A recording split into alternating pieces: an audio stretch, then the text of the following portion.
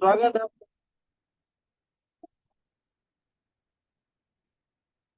आप सबका स्वागत है आज की संध्या में। आज प्रवचन पे थोड़ा डिस्कस करेंगे। श्रीमद् भागवतम का स्कंद प्रथम अध्याय है तृतीय और श्लोक संख्या है 11।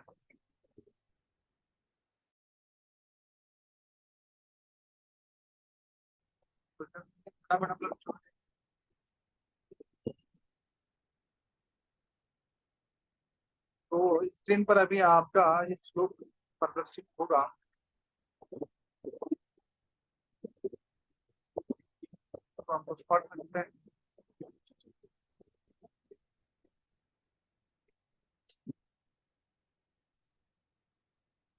ओम नमो भगवते वासुदेवाय। ओम नमो भगवते वासुदेवाय। ओम नमो भगवते वासुदेवाय।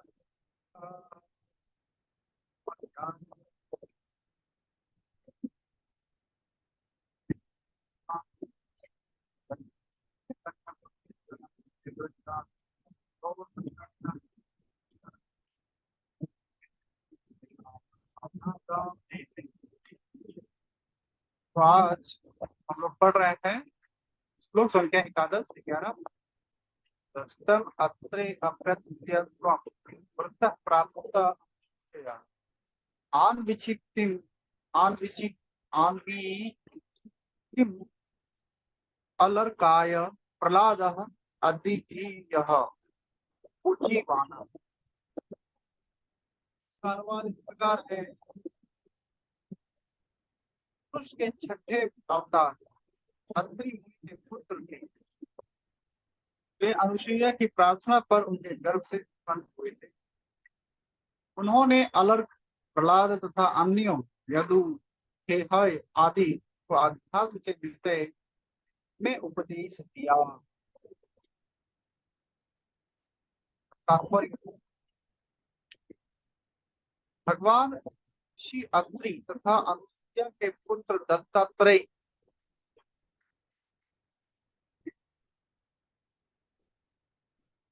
के रूप में अवतरित हुए। ब्रह्मांड पुराण में पतिव्रता पत्नी के प्रसंग में भगवान द्वारा दत्तात्रेय के रूप में अवतार लेने की कथा का वर्णन हुआ। उसमें कहा गया है कि अत्रि की पत्नी अनुसुईया ने ब्रह्मा, विष्णु तथा शिव के समक्ष प्रार्थना की, हे प्रभु, यदि आप मुझ पर प्रसन्न हैं और मुझसे वर मांगने को कहते हैं, तो मेरी प्रार्थना है कि आप तीनों मिलकर मेरे पुत्र बने। उन्होंने यह प्रार्थना स्वीकार की और भगवान ने दत्तात्रेय के रूप में आदि की स्थापना की तथा अलर्क, प्रहलाद, यदु, हेहय आदि को विशेष रूप से इसका उपदेश दिया। ओम अज्ञानतिमिरन्धस्य ज्ञानाञ्जनशलाकया चक्षुरुन्मिलितं येन तस्मै श्रीगुरवे नमः। श्री चैतन्यमनोभीष्टं स्थापितं येन भूतले स्वयं रूप कदा मह्यं ददाति सपदान्तिकं।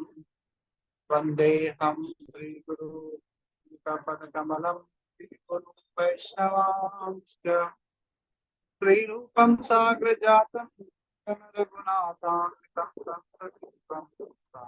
तं तावतं परिजनसहितं कृष्ण चैतन्य देवं श्रीराधा कृष्ण पादान्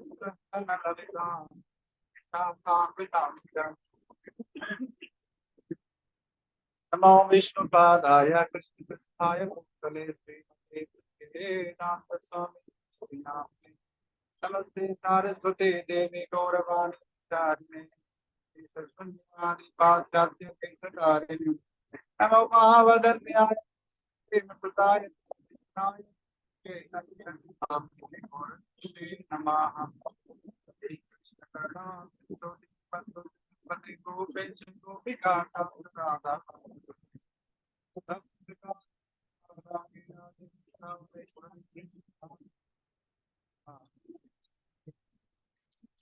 वाञ्छा पावने नमो नमः। जय चैतन्य प्रभु नित्यानंद हरे कृष्ण कृष्ण कृष्ण हरे हरे राम राम राम राम हरे। हरे कृष्णा। मेरी आवाज आप सभी तक आ रही है, पहुंच पा रही है? हाँ प्रभु जी। हरे कृष्णा। हरे यस कृष्णा। प्रभु जी, आ रही है। आ रही है। थैंक फॉर योर रिस्पॉन्स, क्योंकि यहाँ पे नेटवर्क थोड़ा वीक है, बादल छाए हुए हैं। तो आज भी हमने पढ़ा, देखा, क्या देखा कि परपट में प्रभुपाद बता रहे हैं कि जो भगवान दत्तात्रेय है किनके पुत्र हैं? श्री अत्रि और माता अनुसुईया के पुत्र हैं। और ये भगवान ब्रह्मा विष्णु का महेश कंबाइंड अवतार है। और जब ये संसार में आए दत्तात्रेय के नाम से प्रसिद्ध हुए, और इन्होंने जो सिद्धांत, जो फिलॉसफी, जो दर्शन दिया, उसको क्या कहा गया?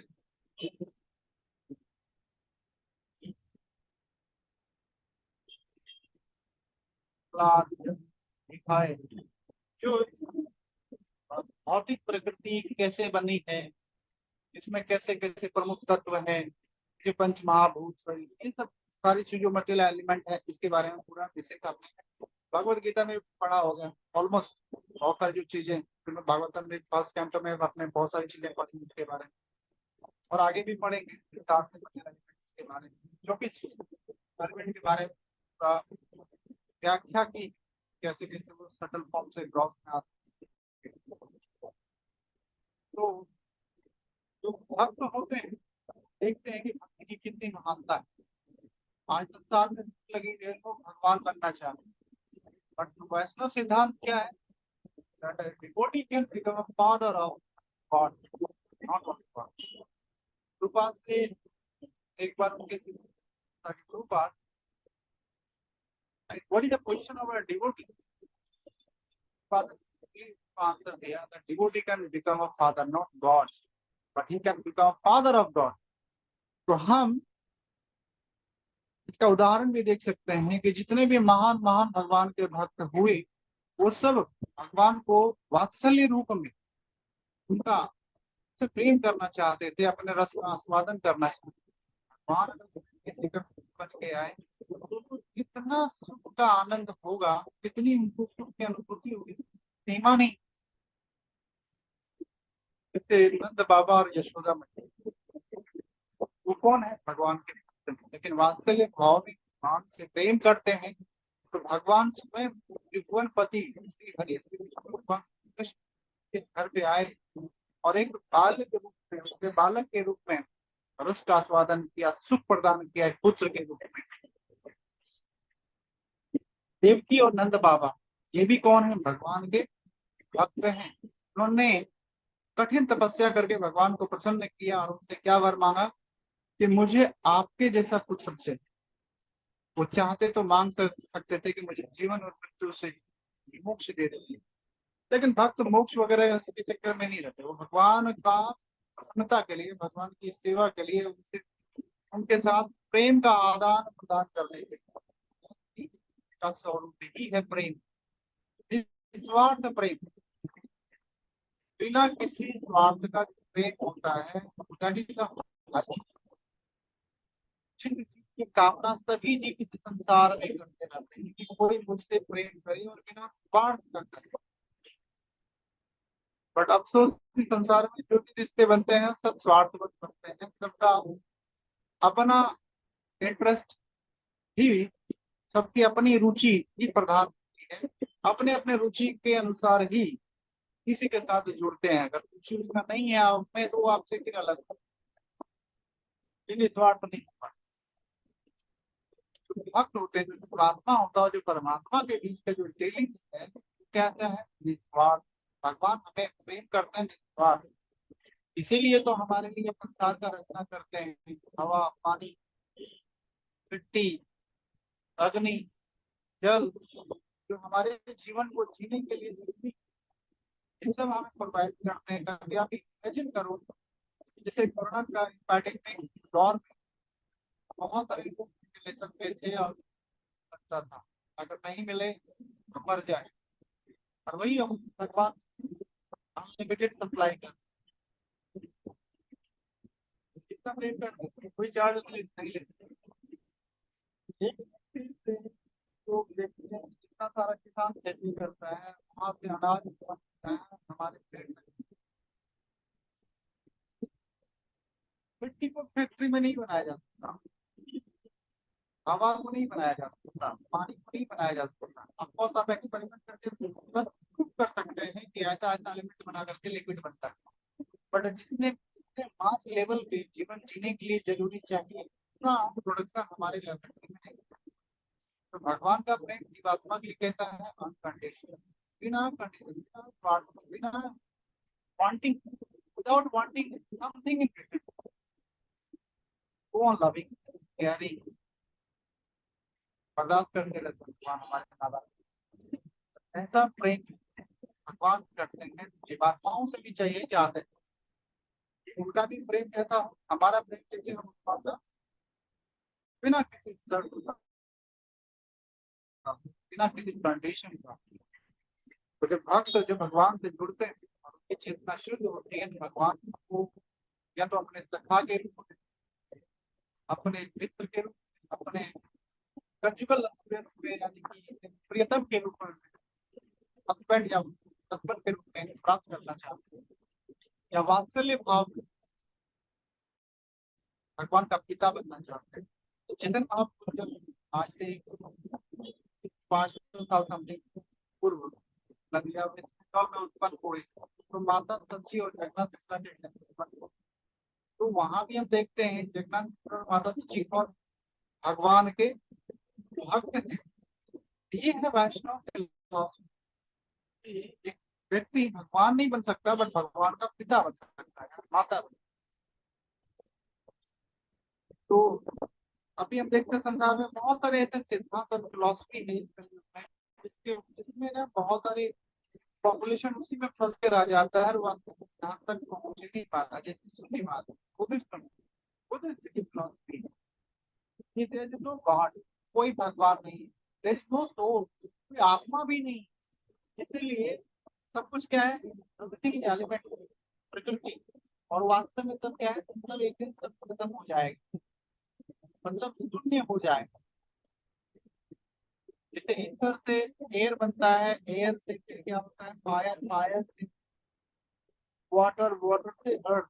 उसी प्रकार से एक दिन क्या हो जाएगा? ये सारे एलिमेंट आपस में टूटते खत्म हो जाएंगे तो सब कुछ क्या हो जाएगा? जीरो हो जाएगा। But this is not 100% true, this is partial truth.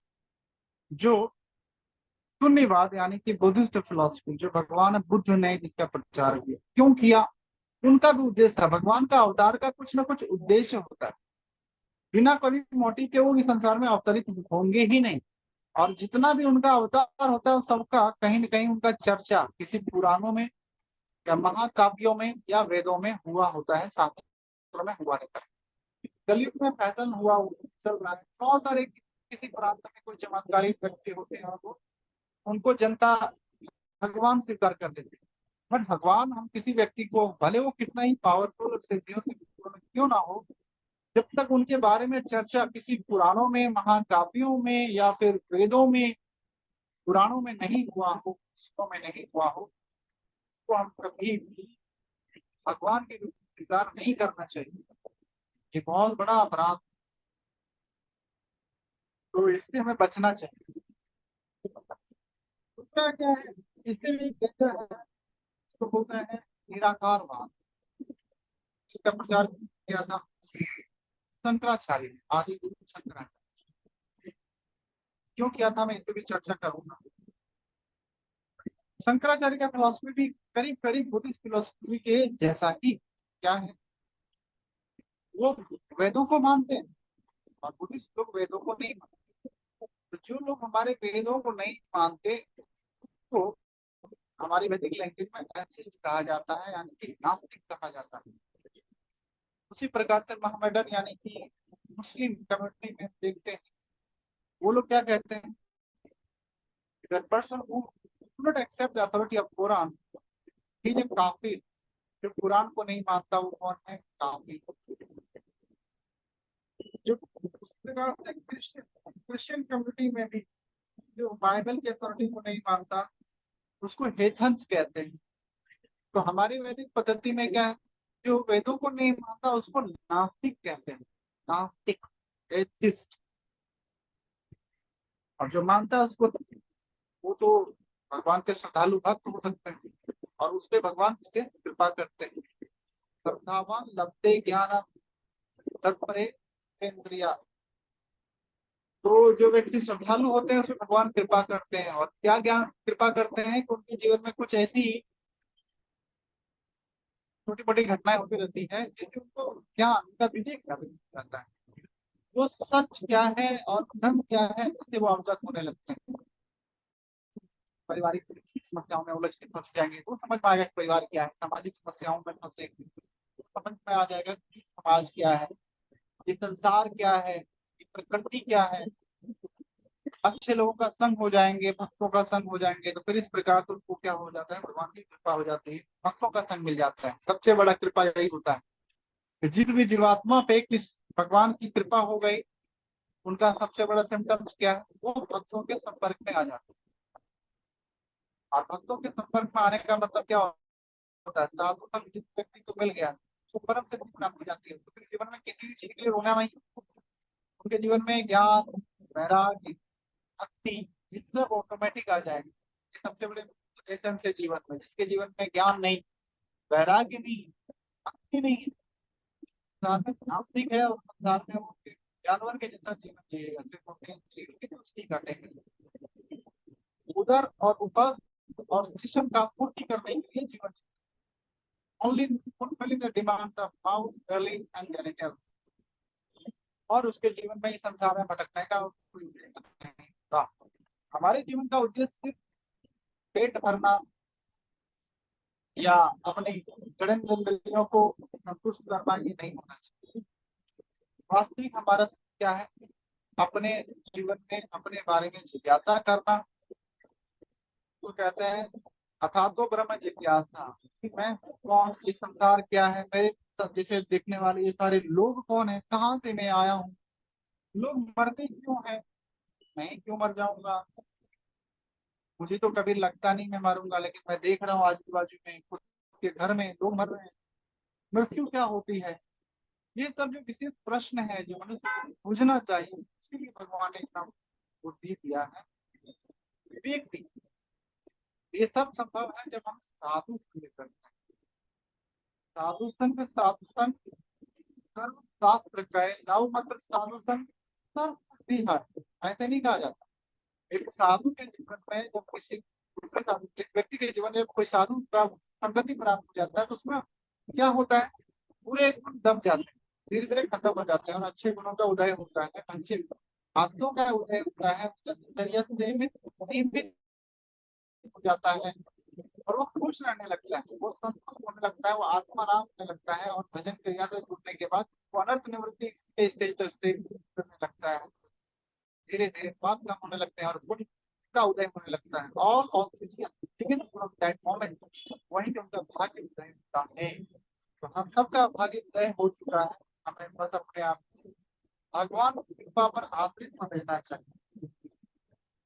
तो जो इम्पर्सनलिस्ट होते हैं, जो निराकारवादी होते हैं, वो क्या समझते हैं कि हम लोग सब भगवान हैं और भगवान का कोई स्वरूप नहीं होता है, इम्पर्सनल, एक no form of lord. Although he accept the authority of Veda, वो वेदों को मानते हैं, बट वो क्या कहते हैं, भगवान का कोई आकार नहीं है, उनका आकार हो ही नहीं सकता, इसलिए अपने मन से वो कोई न कोई रूप को मान लो और उनका पूजा करो। वो लोग पांच प्रकार के फॉर्म बेसिकली एक्सेप्ट करते हैं और वर्शिप करते हैं। भगवान विष्णु के विग्रह को, सूर्य भगवान के विग्रह को, माता भगवती के विग्रह को, ऐसा। इसको निराकारवाद कहते हैं। एक बार जब हम संन्यास ले लेंगे, और संन्यास लेने का मतलब होता है कि जैसे हमारा हम पर ब्रह्म में मिल जाएंगे, ब्रह्म में लीन ही हो जाएंगे। तो ऐसे लोग भारत में छाए हुए, तो इस फिलॉसफी को फॉलो करते हैं। चैतन्य महाप्रभु कंडेम्ड कहते हैं दे आर चीटर। क्यों चीटर्स कहते हैं? क्योंकि बुद्धिस्ट लोग स्वीकार करते हैं बोल्डली कि मैं भगवान को नहीं मानता, आत्मा के अस्तित्व को नहीं मानता। लेकिन ये लोग क्या कहते हैं कि भगवान को मानते हैं लेकिन उनका आकार रूप नहीं मानते, साकार रूप। जबकि श्रीमद् भागवतम में आपने पढ़ा होगा, राइट, वदन्ति तत्त्व तत्त्वविदः तत्त्व यत् ज्ञानम् अज्ञानम् ब्रह्म वेत्ति परमात्मा वेत्ति भगवान इति तत्त्व। भगवान को तीन रूप में हम समझ सकते हैं। ब्रह्म में भी भगवान के शरीर से जो निकलने वाला जो अपन शरीर है, हम देखते हैं संसार में लाइट है आसमान में फैला हुआ, तो ब्रह्म ज्योति है। दूसरा क्या होता है? परमात्मा। संसार में सभी जीवों की हृदय में परमात्मा के रूप में शिव रक्षा विष्णु के रूप में विराजमान है और सभी जीवों को निर्देश दे रहे हैं, उनकी इच्छाओं को पूर्ति कर रहे हैं उनको। तो परमात्मा थी, भगवान स्वयं परमात्मा के रूप में भी है। ये सेकंड स्टेज। और थर्ड थी भगवान इति शब्द, ये स्वयं भगवान है वो। थर्ड ऐश्वर्य पूर्ण। और भागवत गीता में भगवान कहते हैं कि सर्व योनि कौन्तेय मूर्तया संभवन्तिया तासां महद योनि अहम बीज प्रदापिता। ये पुरुष है, कोई स्त्री नहीं। क्यों? फादर। हम देखते हैं कि हम लोग भी उत्पन्न हुए माता के शरीर से, लेकिन माता हमारा अल्टीमेट कॉज नहीं है। उनके शरीर में हमारा शरीर निर्माण हुआ, मैन्युफैक्चर हुआ है, लेकिन हमारे असली पिता कौन है? असली पिता जिन्होंने मुझे दिया है, माता के गर्भ में पहुंचाया है, उसी प्रकार से सभी जीवात्मा कौन है? भगवान के अंत है। Seed giving father. Seven chapter में बोलते हैं, क्या बोलते हैं? पिता अहम यस्य जगतो माता धाता पितामह वेदम पवित्रम ओमकारम ऋग साम अजुर्येव च। I am the supreme father, the grandfather of all. पितामह सभी असली माता भी सबको सपोर्ट करने वाला, मैं उनका वेल विशर मित्र भी। और वेदों के मंत्रों में उच्चारण होने पहले होने वाले जो सिलेबल है, जो मात्रा है, वो मैं ही। हम लोग इस संसार में जितना भी वाणी बोलते हैं, ध्यान से श्रवण कीजिए, ये ओम में ही सीमित है। संसार का जितना भी स्पिरिचुअल या मटेरियल साउंड वाइब्रेशन हम लोग संसार में जितना भी मैनिफेस्ट करके अपना काम चलाते हैं, ये सब ओम के अंदर ही समा जाता है। आप इसका उदाहरण सुनिए। हमारे मुख से कुछ भी प्रोनाउंसिएशन होगा, वो पहला शब्द जो होता है, जो अक्षर होता है, मात्रा होती है, वो अ होता है। और ओम में तीन अक्षर होते हैं, अ और म। ये अ और उ को मिला देंगे तो ये ओ हो जाता है, और म। तो जब हम कुछ भी बोलते हैं, कोई भी शब्द, तो पहले अ निकलता है, और जब हमारा बंद होता है तो लास्ट में।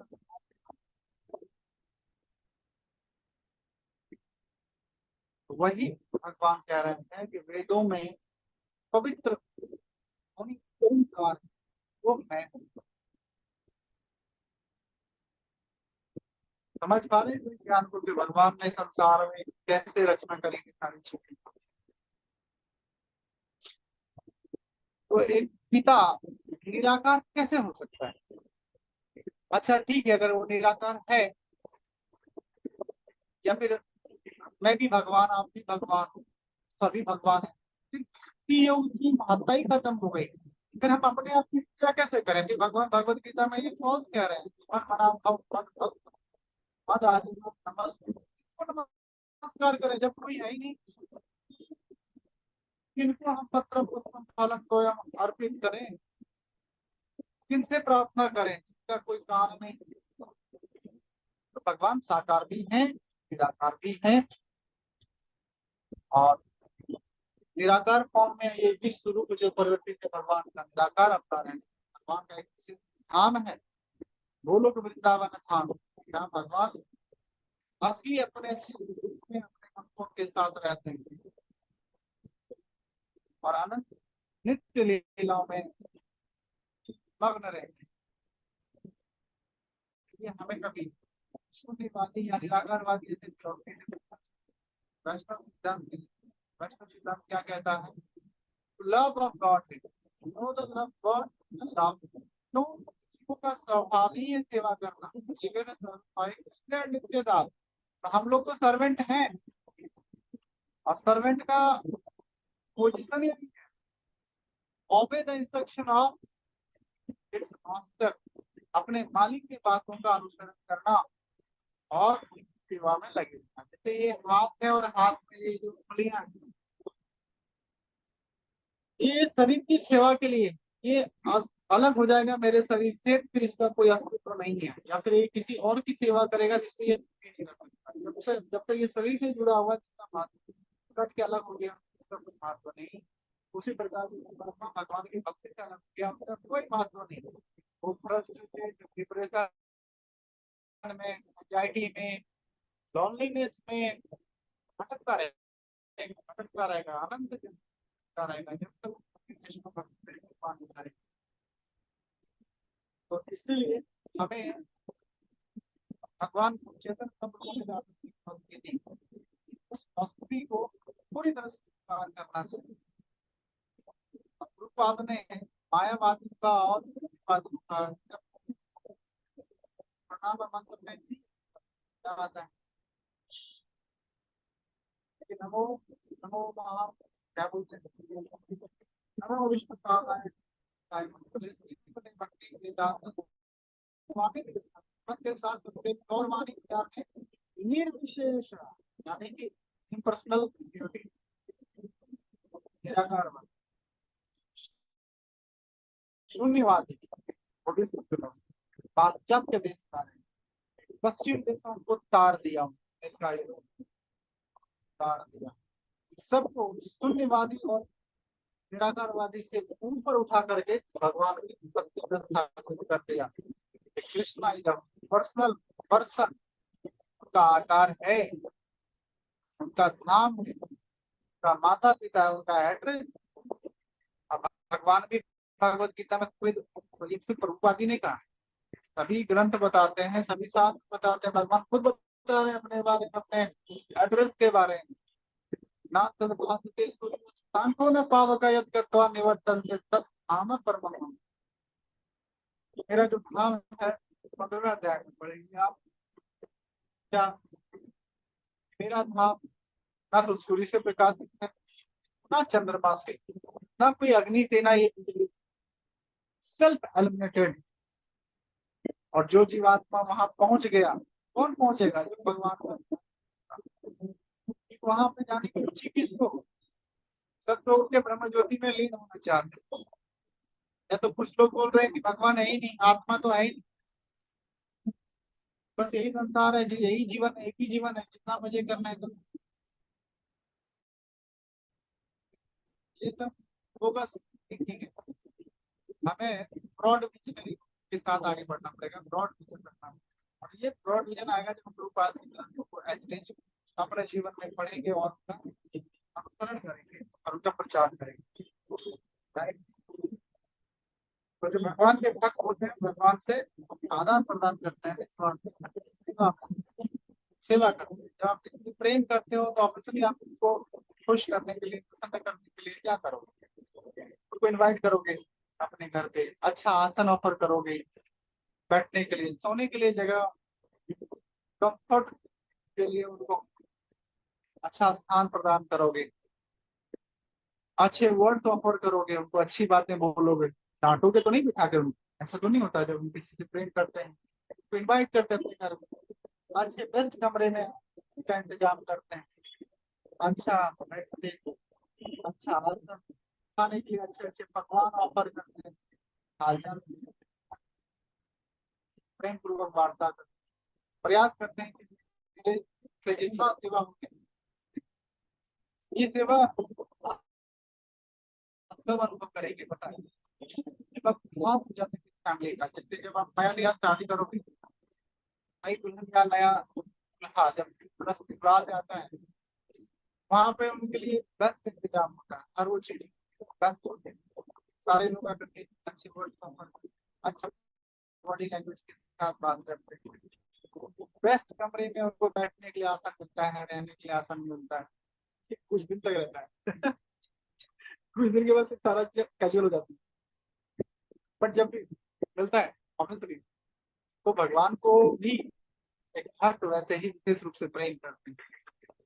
जैसे वृंदावन में जितने बाल सखा लोग हैं, भगवान जब गैया चराने जाते हैं और थक जाते हैं, तो पेड़ के छांव के नीचे सो जाते हैं।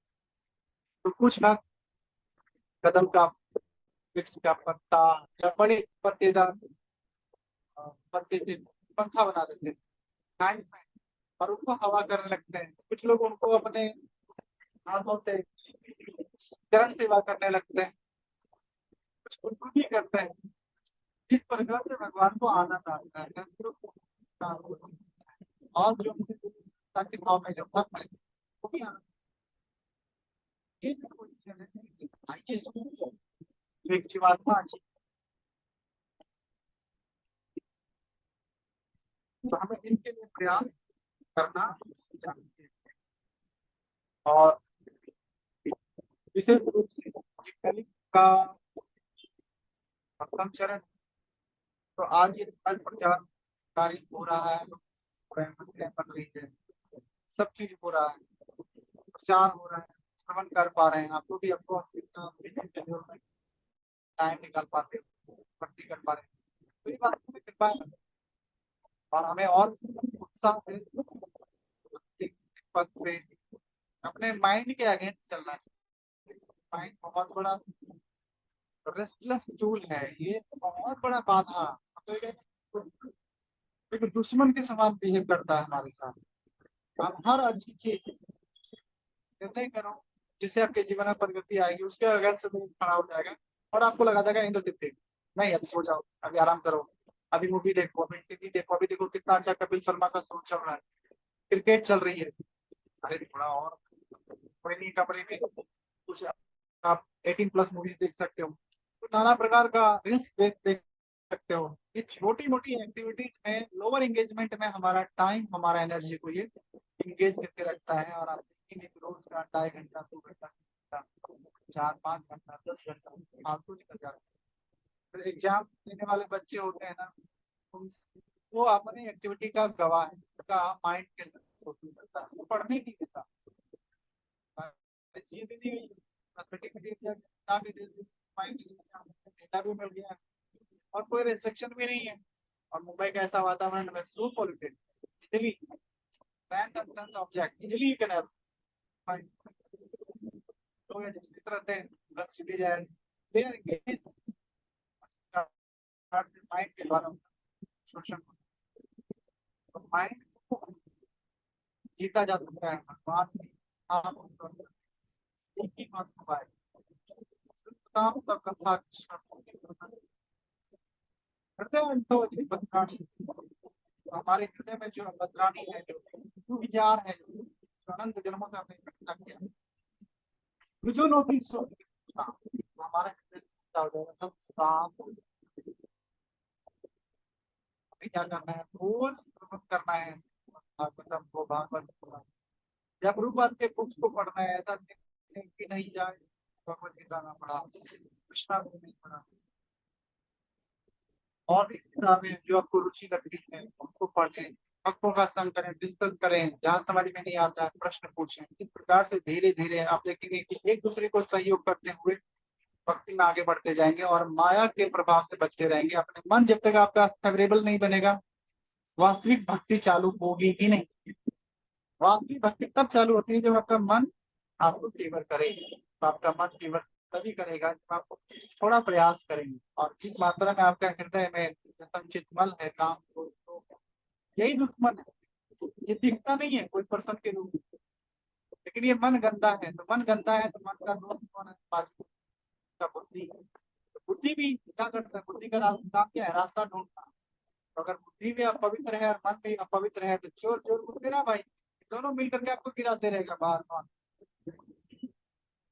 इसको ऐसा समझ सकते हैं कि अगर मान लो कि दोनों में से ज्यादा बलवान कौन होता है, दोनों में से ज्यादा बलवान होता है माइंड। माइंड का काम क्या है, इसका नेचर तो पहला है फ्लिकरिंग एंड अनस्टेडी, ये चंचल बहुत, कभी यहाँ कभी वहाँ कभी वहाँ कभी वहाँ भागते रहता है और कभी एक में टिकता नहीं। जैसे बाजार इसके व्यक्ति जो होते हैं ना, उनसे आप उम्मीद नहीं कर सकते कि वो कभी फेसबुक रहेगा एक पर्सन को लेकर।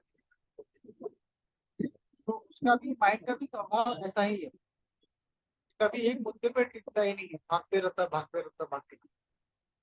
और दूसरा इसका स्वभाव क्या है, थिंकिंग फीलिंग और फीलिंग, सोचना महसूस करना और प्राप्त करना, क्योंकि पवित्र नहीं है, एक गलत इच्छा उत्पन्न करता है और उसी के बारे में सोचता है और उसी को प्राप्त करना चाहता है। बाकी आपका जो दैनिक कार्यक्रम है, अभी पढ़ाई करनी है, एग्जाम देना है, इसके बारे में कभी ये सोचेगा नहीं। ये क्या सोचेगा, अरे थोड़ा मस्ती करते हैं, थोड़ा खेलते हैं, अभी थोड़ा मूवी देखते हैं, चलो ना थोड़ा गर्लफ्रेंड बॉयफ्रेंड, जो हमारी गर्लफ्रेंड है उससे बात करते हैं, जो बॉयफ्रेंड है उससे बातें करते हैं, क्या बातें करते हैं, क्या बातें होता है, बहुत सारा टाइम निकल जाता है और बॉयफ्रेंड भी 5 साल के बाद नजर नहीं आता ना, फिर उसके बाद शोषण कर लिया, खत्म हो गया, हाँ, आगे बढ़ जाता। तो इस प्रकार से तीन एजर्स में चलते रहते हैं। जो फैमिली पर्सन है उनके लाइफ में क्या चलते रहता है, ज्यादा कमाओ ज्यादा लिखना है, बच्चे का फीस डाल देंगे, मेडिसिन लेना है, rent करना है। तो कुछ लोग करप्ट हो जाते हैं इस कमाने की होड़ में, और गलत ढंग से पैसा अर्जित करने लगते हैं और बाद में फिर कलयुग उसके घर में प्रवेश करता है, लीगल केस या बीमारी के चपेट में आ जाते हैं, बहुत सारा सामर्थ्य। हमें अपने ऊपर काम करना है, यानी कि अपने माइंड को पवित्र करना है। माइंड को पवित्र करने के लिए क्या है,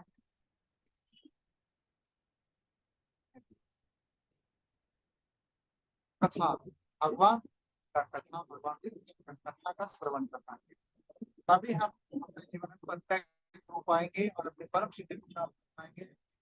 हमारा हृदय जब पवित्र होगा तो भगवान के प्रति जो प्रेम है हमारे हृदय में वो जागृत होगी और तब हम उस अवस्था को प्राप्त कर पाएंगे।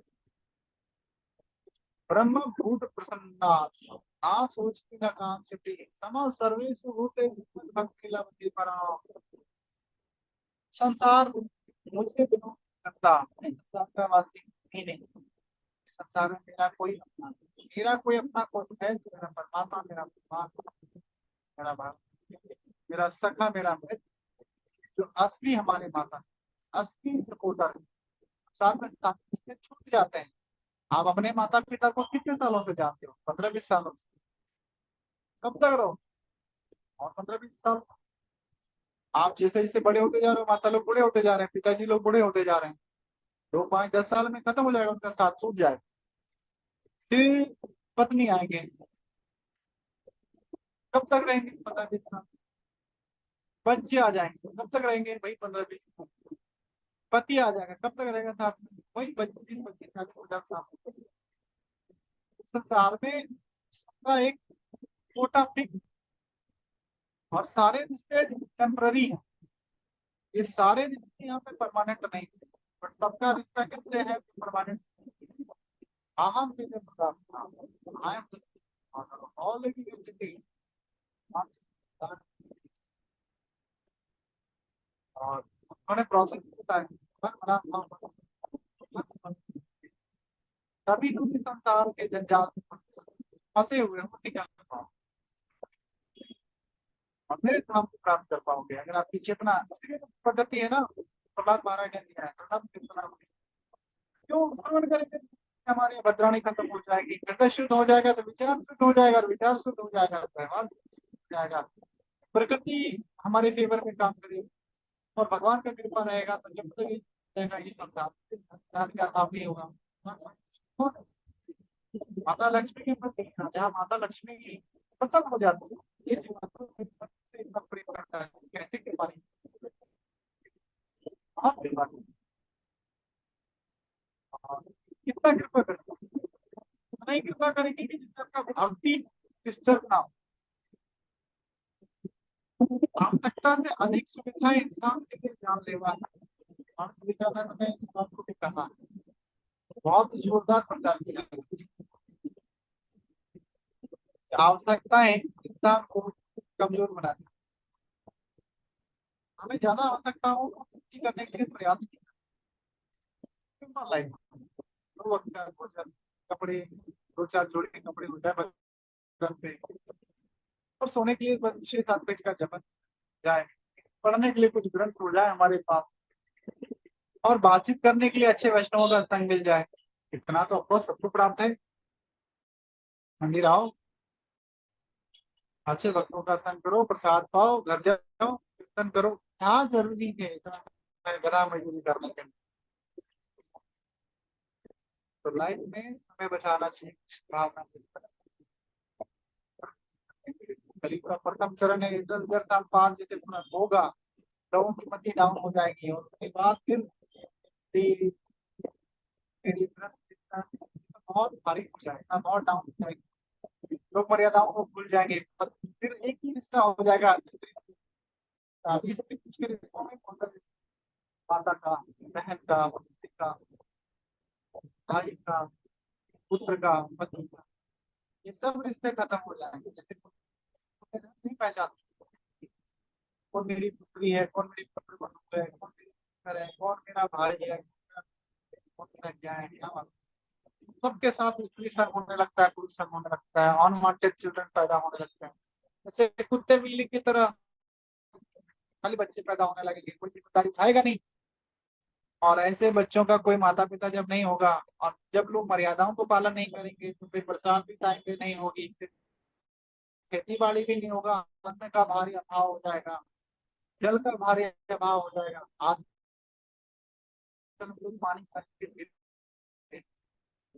ऐसे 100 वर्ष क्या होगा?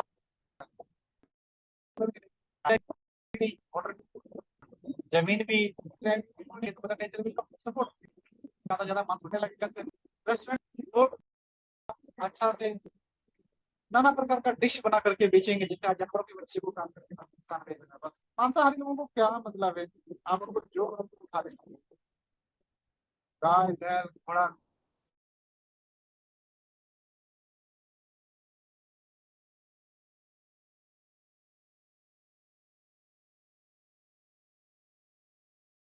गधा इंसान राक्षस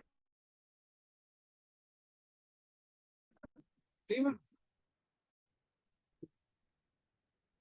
आप ये मत देखो कि वो कौन जान से बिलोंग करते हैं, और बीच में सर पूरा करते हैं अपना कष्टदायक जीवन हो जाएगा, करना है कि भगवान बस एक जन्म हुआ आखिरी साल तो इसी जीवन में आपका जितना भी कर्म कट जाए, दुख और सुख बर्दाश्त करो बिना कंप्लेंट का, और राम नाम करते हुए भक्ति करते हुए दत्तात्रेय जी कौन है? भगवान श्री हरि के, भगवान श्री विष्णु के, ब्रह्मा जी के और शिव जी के कंबाइंड अवतार, जो माता अनुसुईया ने जो प्रार्थना करे थी और और दत्तात्रेय जी का बहुत सारा मंदिर हम लोग देखते हैं महाराष्ट्र में और साउथ इंडिया, और सिद्धांतों को आज फॉलो भी उनका सिद्धांतों को फॉलो किया जाता है, साथ ही में भी भाषा होती है। ऑफकोर्स आप लोग देखे होंगे। तो आज हम लोग यहीं पे कथा को विराम देते हैं। अगर आपने ध्यान से श्रवण किया और आज की कक्षा से रिलेटेड कुछ प्रश्न है तो आप पूछ सकते हैं, 2-5 minute. Hare Krishna. Navjot Prabhu, I'm done. If anyone wants to ask something, Yes, yes, Prabhuji. किसी का कोई प्रश्न है?